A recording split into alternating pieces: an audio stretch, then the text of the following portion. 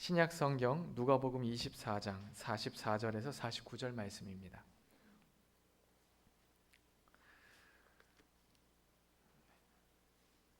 신약 성경 142페이지 누가복음 24장 44절에서 49절 한 절씩 나눠 교독합니다. 또 이르시되 내가 너희와 함께 있을 때에 너희에게 말한 바 곧 모세의 율법과 선지자의 글과 시편에 나를 가리켜 기록된 모든 것이 이루어져야 하리라 한 말이 이것이라 하시고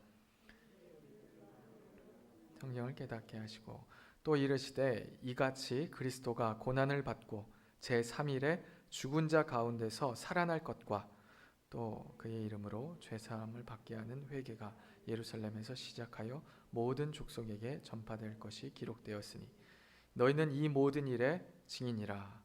볼지어다 내가 내 아버지께서 약속하신 것을 너희에게 보내리니 너희는 위로부터 능력으로 입혀질 때까지 이 성에 머물라 하시니라.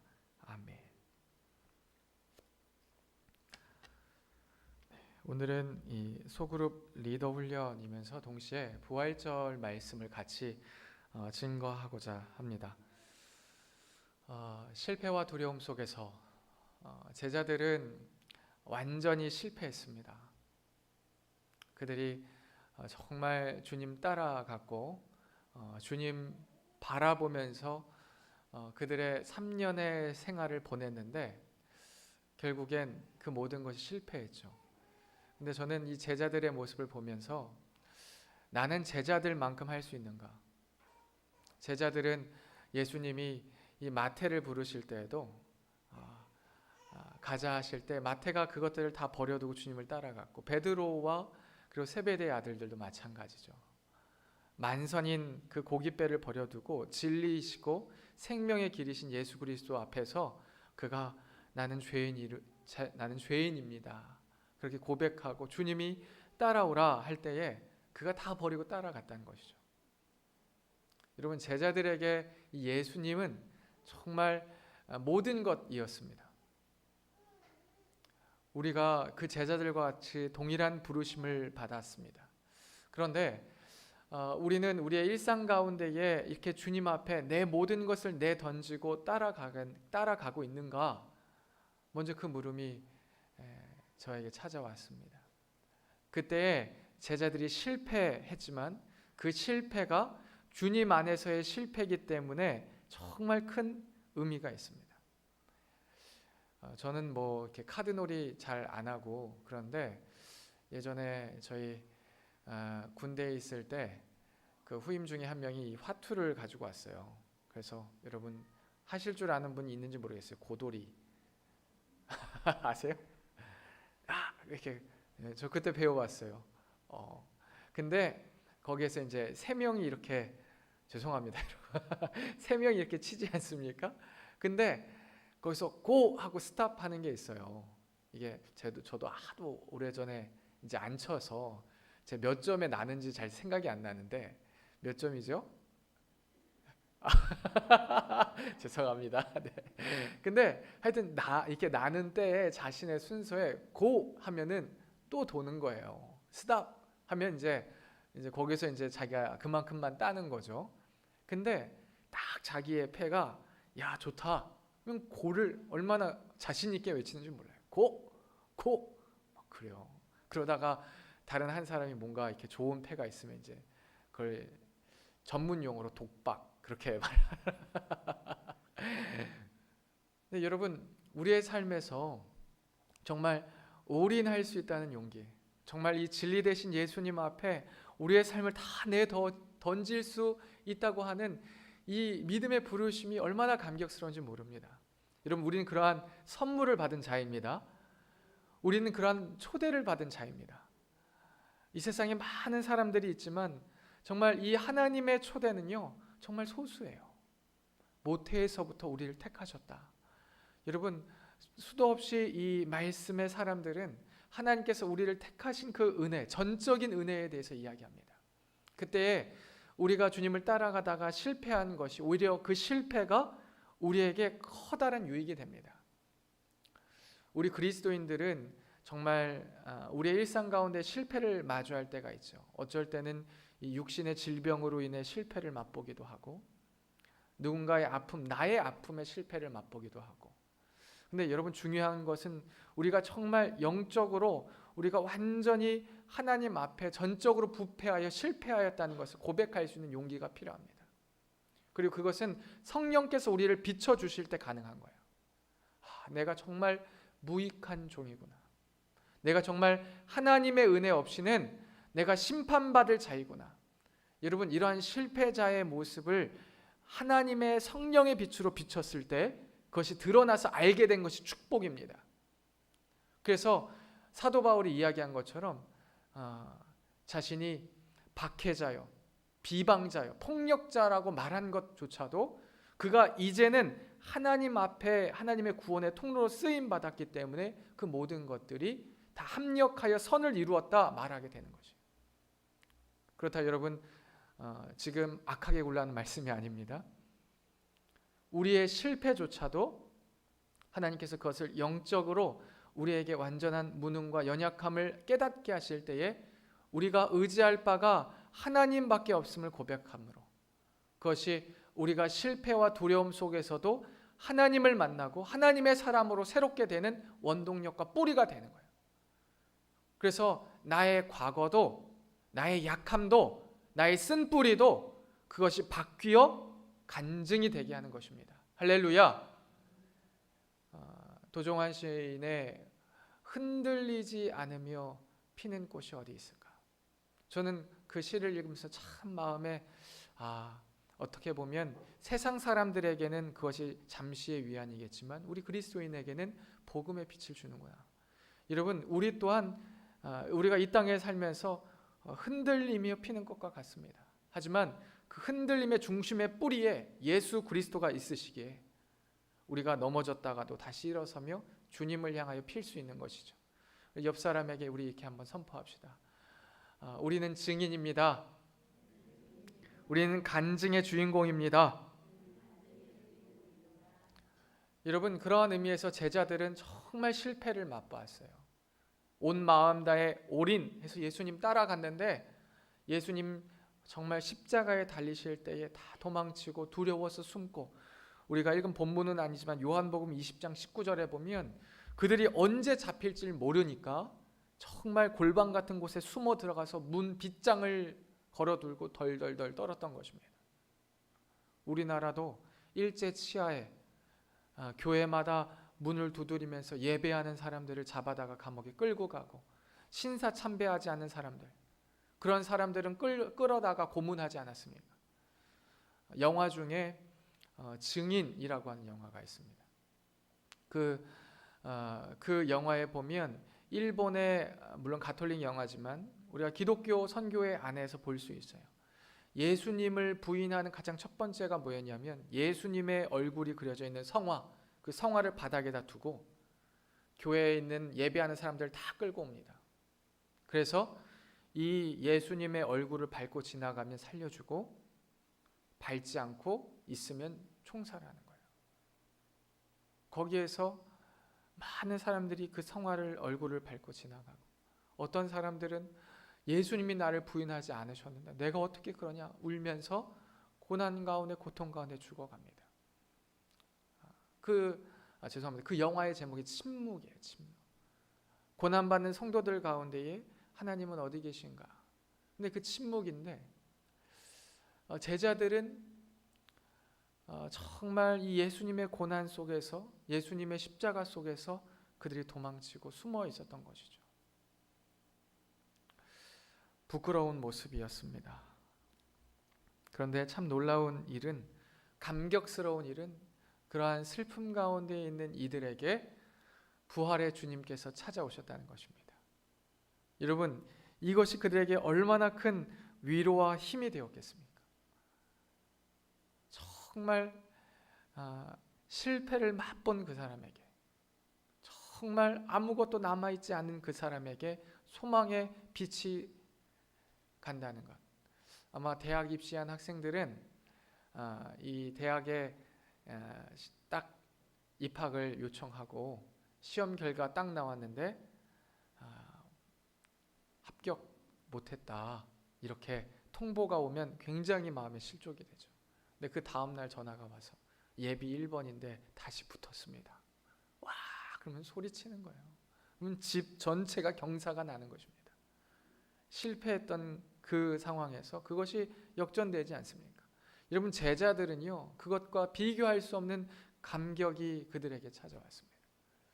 여러분, 우리가 소그룹과 그리고 우리 공동체 그리고 가정마다 이러한 감격이 살아나야 합니다.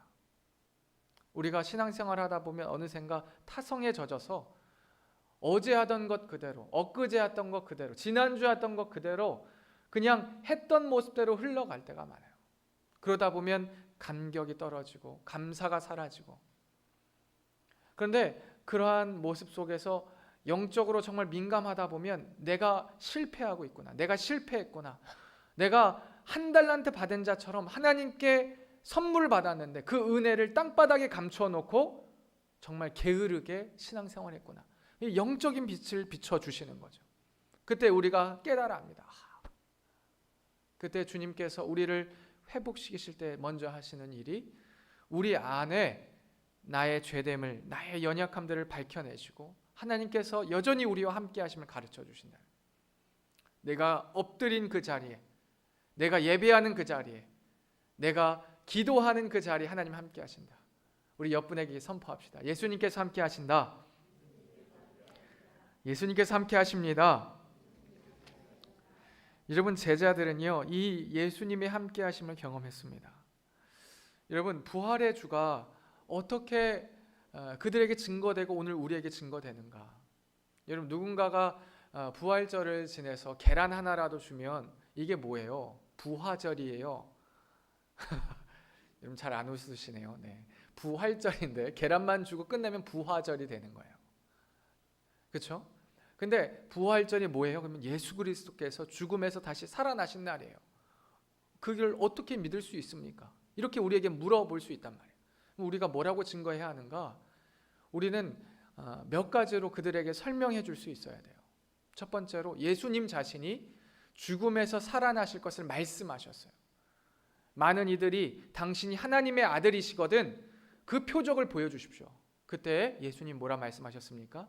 요나의 표적 외에는 너에게 알려줄 표적이 없다.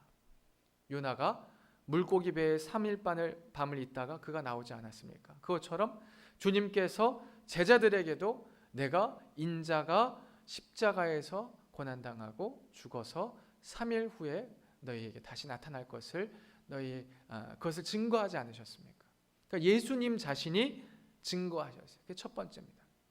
두 번째는 빈 무덤이에요. 빈 무덤. 여러분, 오늘날에도 이 로마의 바티칸에 가면 베드로의 무덤이 있습니다. 베드로의 시체가 이제 유골이겠죠. 유골이 남아 있다고 하고, 예수님이 쓰신 가시관은 파리의 노트르담 성당에 보관되어 있다고 해요. 그것 외에 전 세계에 예수님과 관련된 물건들이 교회와 개인적인 부분에 정말 큰 값어치를 두고 보관되어 있어요. 그런데 무엇이 없습니까? 무엇이 없어요? 무덤이 없어요. 무덤이 없어요. 왜 그럴까요? 예수 그리스도가 죽음에서 다시 살아나셨을 때 그 빈 무덤은 더 이상 의미가 없던 것이에요. 여러분, 이것이 우리에게 부활의 증거가 된 두 번째입니다. 세 번째는 뭐냐면 제자들이에요. 여러분, 제자들은 앞선 말씀과 같이 완전히 실패했습니다. 완전히 패배했어요. 그들이 두려워서 무서워서 방 안에, 집 안에 숨어 들어가지 않았습니까? 그런데 이 제자들이 부활하신 예수님을 만남으로써 그들이 어떻게 했습니까? 오늘 가장 마지막 말씀절에 보면 예루살렘에 머물라는 그 말씀을 지켜냅니다. 성령을 받아서 베드로가 문 밖을 뛰어나가 방언으로, 또한 많은 사도들이 방언으로 하나님 나라에 대한 비밀을 선포하고, 베드로가 그 오순절 사건 이후에 정말 예수님에 대한 구원의 복음을 선포할 때 3,000명이 넘게 회개하지 않습니까? 여러분, 제자들의 변화된 모습. 여러분, 사람은요 정말 깊숙한 곳에는 자기애만 있습니다. 근데 그 자기애가 무엇과 부딪히냐면 생명과 연결이 돼요. 정말 자신의 생명을 쏟아 놓을 만큼 가치 있는 일이 아니라면 그 생명을 쏟아내지 않는다는 거예요. 부모는 자녀를 사랑하죠. 근데 부모가 자녀를 사랑할 때 정말 생명을 쏟아낼 수 있는 이유는 그 자녀를 사랑하기 때문입니다. 근데 이 제자들은 예수 그리스도를 위하여서, 예수님을 위하여서 자신의 생명을 쏟아냈습니다. 박해받는 것에 대하여 그 자리로 갔고, 그리고 초대교회 성도들도 그렇게 했다는 거죠. 그것이 부활의 세 번째 증거입니다. 그리고 네 번째는 초대교회의 부흥이에요. 예수님이 돌아가시고 그리고 다시 부활하신 40일 동안에 500여 성도들과 그리고 사도들은 예수님의 살아계심을 마주하며 경험했습니다. 그리고 나서 이 예수님을 박해 속에서도 전하기 시작했어요. 예수 다시 사셨네. 예수 다시 사셨네. 그때 그 예수 그리스도의 복음의 소식이 예수 그리스도를 나의 주 나의 하나님으로 영접해서 삶이 뒤바뀌게 되는 거예요. 부자들이 예수님을 영접하고 자신의 종들을 몇천 명씩을 다 해방시키고, 우리가 잘 아는 삭개오는 어땠습니까? 그의 삶의 제1의 제목이 돈이었어요. 어떻게든 돈을 벌까? 어떻게든 돈을 잘 모을까? 그래서 그가 로마의 앞잡이로 세리장이 돼서 사람들에게 돈을 다 받아내는, 비난받는 사람이지 않았습니까? 근데 이 세리장인 삭개오가 어떻게 변했습니까? 예수 그리스도를 영접하고 자신의 재산의 절반을 가난한 자에게 주고, 그동안 자신이 잘못을 저지른 사람에게 4배 이상을 그에게 갚아주겠다는.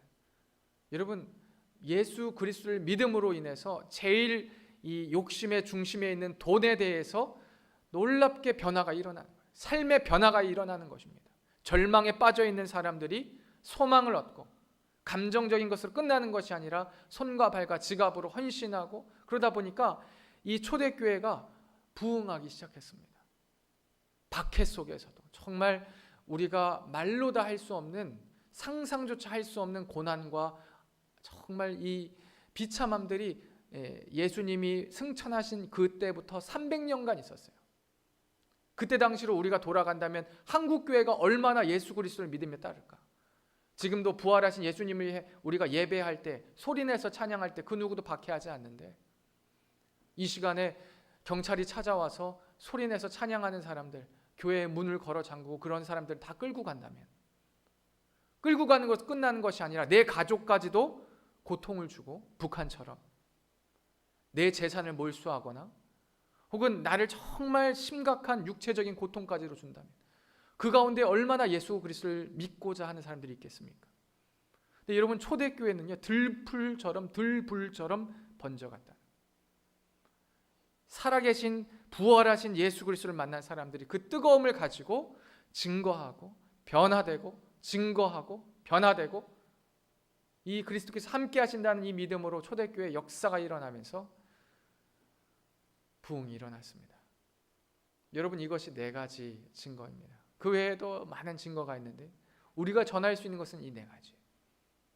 여러분, 이 4가지 중에 우리는 얼마나 많은 감동과 우리 안에 그러한 그리스도께서 다시 살아나셨다고 하는 감격이, 실제가 있습니까?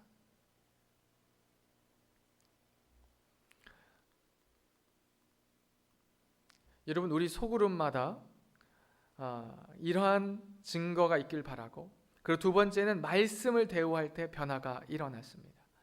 예수님께서는 두려워하고 있는 제자들을 향해 가셔서 그들과 함께 하셨고, 그들에게 말씀을 깨닫게 하셨어요. 그러니까 말씀이 핵심이 되게 하셨다는 거예요. 말씀이 그들 안에 뿌리가 되게 하셨다는 것입니다. 엠마오로 가는 2 제자들과 대화하셨어요. 처음부터 내가 다시 살아난 예수다, 그렇게 그들에게 말씀하지 않으시고 그들과 대화하면서, 우리가 이 누가복음에도 그 이야기가 나오죠. 그들과 대화하면서 정말 이 성경 전체적으로 이야기한 바로 메시아, 구원자가 바로 예수님이심을 그들에게 가르쳐 주셨어요. 그리고 마지막에 그들과 함께 빵을 떼고, 그리고 그 식사의 자리를 나눌 때 그의 어두웠던 눈을 벗겨 주셨습니다. 제자들이 그때서야 우리와 함께 말씀을 나눠주신 분이 예수님이구나, 우리의 마음이 뜨겁지 아니하냐, 서로에게 그렇게 말할 수 있었던 것이. 우리가 모일 때 무엇을 나눠야 합니까? 바로 받은 말씀이에요. 받은 말씀이에요. 소그룹에서도 마찬가지입니다. 오늘 담임 목사님이 영적 경쟁, 경주에 대해서 이야기하시고 말씀해 주셨으면 그 주일 말씀을 가지고 어떻게 우리가 다른 박질하는 자와 같이 경주할 수 있겠는가? 우리가 이 복음을 어떻게 우리의 삶에 실제적으로 하나님의 능력으로서 나누고 살아갈 수 있겠는가? 그것이 소그룹마다 불처럼 일어나야 합니다. 그것에 이 영적인 리더자들이 먼저 앞장서야 하는 거예요. 내가 말씀을 대우할 때에 정말 그 말씀을 하나님의 말씀으로 대우할 때에 변화가 일어납니다. 가정마다 하나님의 말씀을, 성경을 정말 하나님의 말씀으로 대우할 때에 그 가정에 영적인 불씨가 일어나는 거예요. 하나님의 말씀을 내일 저기 어디 마트, 하나로 마트에 계란 한 판에 1,000원, 난 내일 꼭 가야지. 그 광고 전단지보다 하나님의 말씀을 대우하지 않은 경우가 얼마나 많이 있습니까? 주일날만 살짝 폈다가 덮어두고 읽지도 않아요. 영적으로 갈급하고 날마다 우리 가운데에 숨쉬듯이 우리가 쉬지 말고 기도하라고 주님께서 말씀하시고 범사에 감사라 고백하고 그렇게 이야기하셨는데, 그 말씀에 대해서 우리가 지켜내지 못하고 그것을 마치 저 캐캐묵은 내 상상으로만, 그리고 내 실제와는 상관없는 것으로만 치부해서 둘 때가 얼마나 많이 있습니까? 근데 실제로 영적인 사람들은 그 말씀을 어떻게 하면 내 손과 발과 지갑으로 주님 앞에 드릴까, 그것을 어떻게 살아낼까, 그것을 결단하고 나아가는 겁니다. 말씀이 휴지 조각이나 버려질 종이 조각이 아니라 살아계셔서 말씀하시는 하나님의 말로 내가 받는 것입니다. 여러분, 이 변화의 핵심은 바로 예수 그리스도입니다. 이 말씀을 사변적으로만 받는 경우가 있어요. 맞아, 이거는 좋은 말이야, 이것은 자기 개발을 위해서 받아들이는 거야. 아니요, 그렇지 않습니다.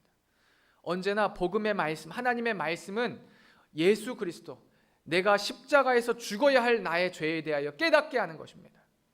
여러분, 죄라고 말하는 것이 굉장히 애매모호한 것처럼 다가오죠. 근데 여러분, 십계명을 깊이 묵상하십시오. 십계명을 놓고 기도하십시오. 주기도문과 사도신경을 놓고 기도하십시오. 한 구절 한 구절마다 우리가 회개해야 할 제목이 무엇인지 하나님이 가르쳐 주실 것입니다. 전능하사 천지를 만드신 하나님 아버지를 내가 믿사오며, 우리가 이렇게 말로 고백하면서도 정말 전능하사 천지를 만드신 분을 나의 아버지로 생각하고 있는가? 나는 여전히 이 땅에 매여서 두려움과 염려 가운데 살고 있지 않은가? 십계명에 나 외에 다른 신을 내 앞에 두지 말라 하면서도 우리 안에 우선순위를 하나님 외에 다른 것을 두지 않는가? 여러분, 우리가 하나님의 말씀을 우리 가운데 비춰낸다는 것은, 변화의 핵심이 예수 그리스도라는 것은 말씀을 그냥 좋은 공자님 말씀이다 그렇게 받아들이란 뜻이 아니에요. 내가 죽을 죄가 무엇인지에 대하여 하나님이 가르쳐 주시는구나. 내가 정말 무익한 종이라는 것을 하나님이 가르쳐 주시는 거구나. 정말 나로서는, 하나님 없이 나로서는 온전히 살아갈 수가 없구나. 내가 물질의 종이었고 내가 세상에 중독되었구나. 그것을 주님이 우리에게 깨닫게 하시는 거예요. 여러분, 중독의 다른 것이 중독이 아니에요. 중독은 내가 고칠 수 있다 생각하지만 그 다음 날이 되면 또 그것을 하는 것이 중독입니다. 여러분, 오늘날에 얼마나 많은 사람들이 세상에 이 문화에 중독되어 있습니까? 음란에 중독되어 있습니까? 자기 영적인 자신 스스로의 교만에 중독되어 있어요. 정말 예수 그리스도 앞에서 새롭게 되는 것에 목숨을 걸어야 합니다. 그렇지 않으면 우리는 잠자는 자와 같이 주님 오실 때에 두 사람이 같이 맷돌 갈다가, 두 사람이 같이 길을 가다가 한 사람은 남고 한 사람은 가겠네. 여러분, 정말 두렵지 않습니까? 제가 외곽순환도로 이렇게 운전해 오는데 한밤중에 누구를 모셔다 드리고 왔던 것 같아요. 근데 이 8차선 도로에 차가 아무도 없는 거예요. 그런 경험 있는지 모르겠어요. 8차선 도로에 차가 아무도 없어요. 저밖에 없어요. 그때 제가 주여 혹시 나만? 그 순간에 여러분 마지막 때에 호련히 그렇게 주님께서 우리를 주님의 품으로 부르실 때 우리가 남겨져서는 안 됩니다. 깨어 있어야 된다는 거예요. 변화의 핵심은 예수 그리스도. 여러분 이제 마지막입니다. 우리 같이 고백합시다. 시작. 너희는 이 모든 일의 증인이라. 아멘. 너희는 이 모든 일의 증인이라. 여러분 우리 소그룹마다, 가정마다, 우리에게 맡겨진 구역마다, 교사들은 자신에게 맡겨진 학생들마다 우리가 증인이라는 것을 잊지 마시길 바랍니다. 증인이란 자신이 보고 듣고 그리고 정말로 경험한 것을 나누는 자예요. 여러분 믿음은 바라는 것들의 실상이요 보지 못하는 것들의 증거라. 이건 무슨 말이냐? 내가 하나님을 믿습니다. 아멘. 내가 하나님을 사랑합니다. 아멘. 그러면 우리가 이 일의 증인으로 쓰임받을 수 있다는 것입니다. 여러분 오늘 담임 목사님도 그 말씀을 하셨지만 정말로 우리가 두드리고 우리가 찾는 자가 되고 그리고 우리가 하나님을 향하여 정말 애타는 마음으로 얼굴을 구하면 하나님이 왜 우리를 만나주지 않으시겠습니까? 그래서 이 소그룹마다 기도의 불씨가 다시 회복되어야 합니다. 가정마다 정말 식사 기도회 때도 눈물이 나는 회개의 기도가 날 수 있습니다. 밤에 하나님 앞에 감사를 드리는 그 잠자리의 자리가 우리가 정말 눈물로써 하나님 앞에 올려드리는 증인으로서의 감격이 있는 기도의 자리가 될 수 있습니다.